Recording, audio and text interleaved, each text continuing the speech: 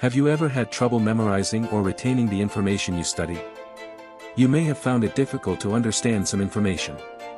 Or you progress very slowly because you do not feel certain that you have really learned what you have just studied. You don't feel confident about what you know and think that, as soon as you move on to the next topic, you will forget the previous one. So you end up studying hard, but you don't always get the results you would have liked. Stay until the end of the video and you will know how to get rid of these problems. Let's get started. When it comes to studying, many students focus on acquiring knowledge, on getting all the information into their brains, but far fewer of them remember to try to recall it afterwards. Learning is not only storing information in your head, but also recalling it and putting it to use in the future. It's what you'll do on the exam and you need to go through it when you study. Also, testing your knowledge will give you a clear picture of how much you know. You also need to consider the methods you use to study.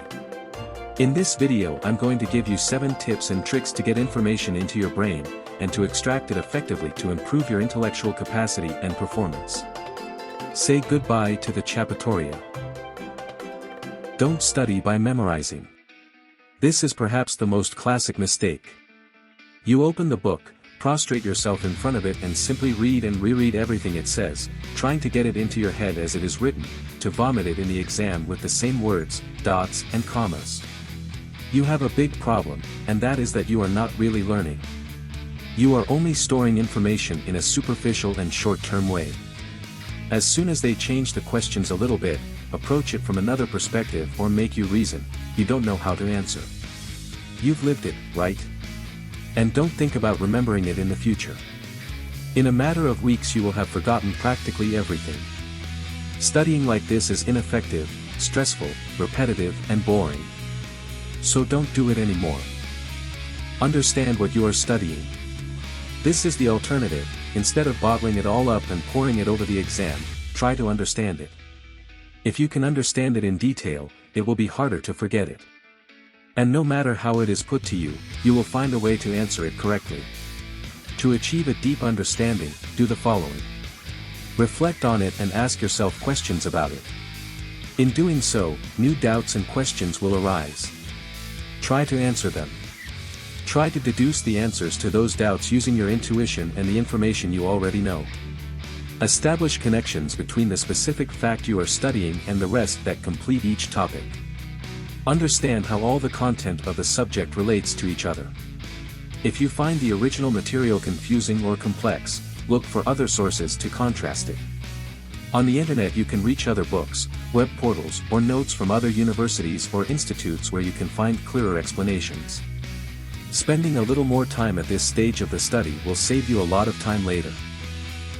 Use your own words. Often you will find confusing and complex explanations in school material. It doesn't matter what words they use. You, when creating your notes, write them with your own words, the words you use to communicate in your daily life. This has 2 clear advantages. On the one hand, you will be able to read your notes much faster if they are written in a language that you use often, that is easy for you, and that you understand perfectly. On the other hand, you will be obliged to understand what you are studying, otherwise you would not be able to translate it into your vocabulary. Whenever you see that your notes are very similar to what it says in the book and differ a lot from your way of expressing yourself, stop. It is a sign that you are not understanding the subject as you should. Make outlines. Outlines are a really useful tool. Textbooks are full of unnecessary verbiage and filler information. The outline helps you identify what is important. It should be concise and contain only the key facts. It helps you structure and organize the information. To elaborate it, you will separate the ideas by levels or hierarchies and you will be able to perceive at a glance the existing relationships between the data. It will give you a clearer view of the subject than a block of text and you will be able to move quickly through it. And, finally, you will be able to review much faster. Use mnemonic rules. Although you want to base your study solely on comprehension, this is not always possible. There are data that no matter how hard you search, there is no logical sequence that makes it easy for you to reach them by reasoning. This is the case with sequences of numbers or words. For example, when in primary school you had to learn prepositions.